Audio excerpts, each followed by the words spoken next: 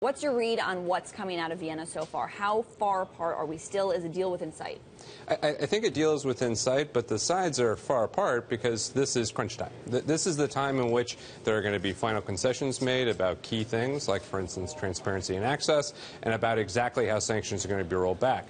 Frankly, for both sides, it'd be hard to go home if they didn't show that they were fighting until the last minute and then beyond that. Critics of this deal like to say we're better off with no deal than a bad deal. You take a slightly different stance on that. You're saying don't let perfection be the enemy of good. I think that's right. I mean, ultimately, the deal that we need is one that just holds Iran's nuclear program away from a bomb. And they need a deal that provides comprehensive sanctions relief. That's achievable. And that deal can provide us with confidence that Iran isn't going for a bomb for a long period of time. It just won't be the best deal that you could imagine in Tehran or in Washington. Jim, what's your take on all of this? How far apart do you think we still are from a deal, and do you think this is a good deal worth signing? Well, as far as being far apart, you know, they've always surprised us. They surprised us back in November 13 when they got the interim deal, and I think they surprised a bunch of us back in April with the framework. So I'm expecting to be surprised, but I think they will get a deal. They have come such a long way. Now, that means the last few things are really hard to do, but they have gotten so far, and I think it's important enough to all the capitals involved that they're going to do what needs to be done, and they'll get there. I think the sort of agreement in principle has been there a while, and I think it's a good one. I agree with Richard. We shouldn't make perfection the enemy of the good. We have lots of experience with this. Lots of arms control agreements that have served U.S. national security. I think this is going to be another one. Jim, you're somebody who studies why states who are hurtling down the way to try to acquire nuclear weapons actually stop and change course. Why do you think there is a real opportunity here right now for Iran to actually change course? Olivia, that is the best question I've ever gotten. I wish someone would have asked me this for all the thousands of interviews I've done. I think it fits exactly the Iranian case.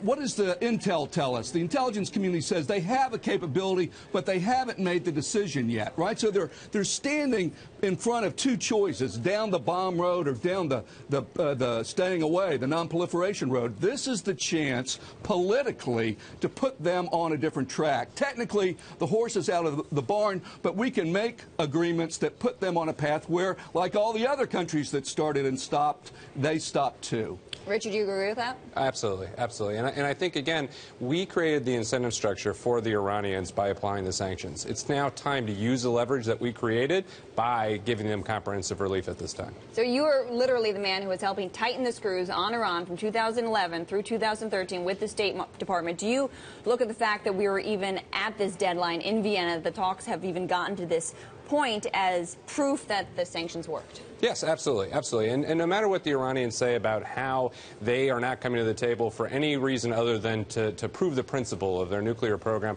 the simple reality is they had an opportunity to do that for 10 years. They only chose to do it when their economy was cratering. And I think that it's confidence.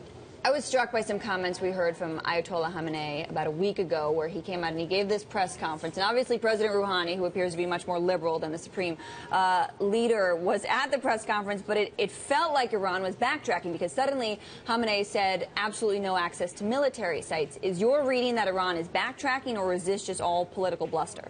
Well, I mean, I actually think there's a real debate that's going on inside of Iran right now. I mean, again, the deal that they are going to have to sign on to for it to be acceptable in Washington, let alone the other P5+1 capitals, is going to require that kind of access. They're trying to avoid it, and I think that they believe that getting that kind of access and giving that kind of access is a problem.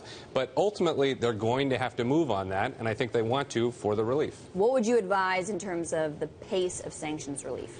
Well, I think it needs to be paced with what you're getting on the nuclear side. If you're getting big nuclear steps from the Iranians, you use the sanctions relief that we built up to get that leverage. If, on the other hand, the Iranians are going slow and want to ease things in, then I think you would have to slow down the sanctions. Jim, what do you think? I agree.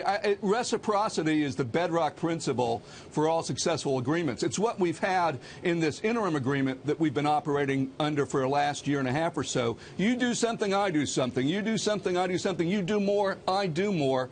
That's how you make a successful agreement. Does today's deadline matter, or could we just keep talks going on for another month?